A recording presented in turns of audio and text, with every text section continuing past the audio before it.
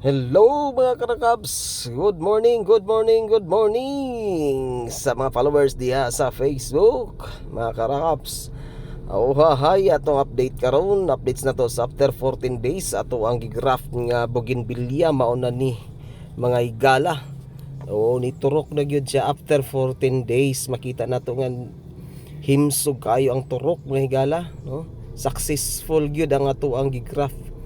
Turok gyud kay siya. So ato na siyang tangtangan karon og mga putos. Hinay-hinayan nato siya tangtang para maka-expose na siya sa adlaw. So tangtangan na nato siya silupin para makakita na siya adlaw mga higala. So dali ra kayo ang pag-graph ani mga higala, no? So 14 days ra. Gawas na dai nang iyang mga bagong subol, no? Na dai nang iyang mga sprout nga kuan bagong turok. So diha it's dayon sa ihang mga sanga.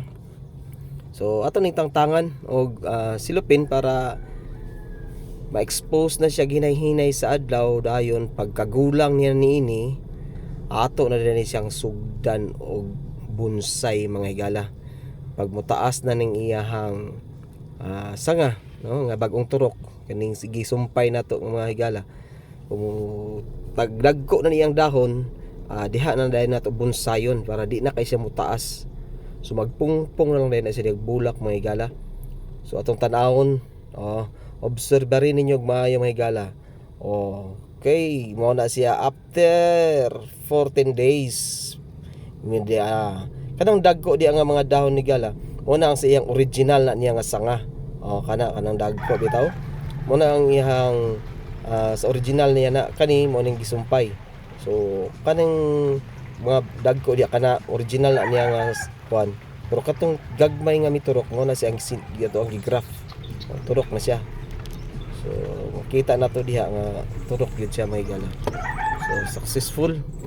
So atong hinay-hinaya na karon og tangtang tanan. So anihan ay wala ka turok pod, no? Pila ka buok. So naiupat ka buok ang wala ka turok, siguro dili siya kuan. Nabikil puro pag bugkos.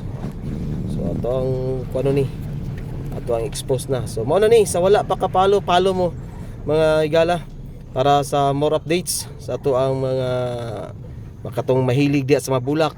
So daghang salamat. Bye bye.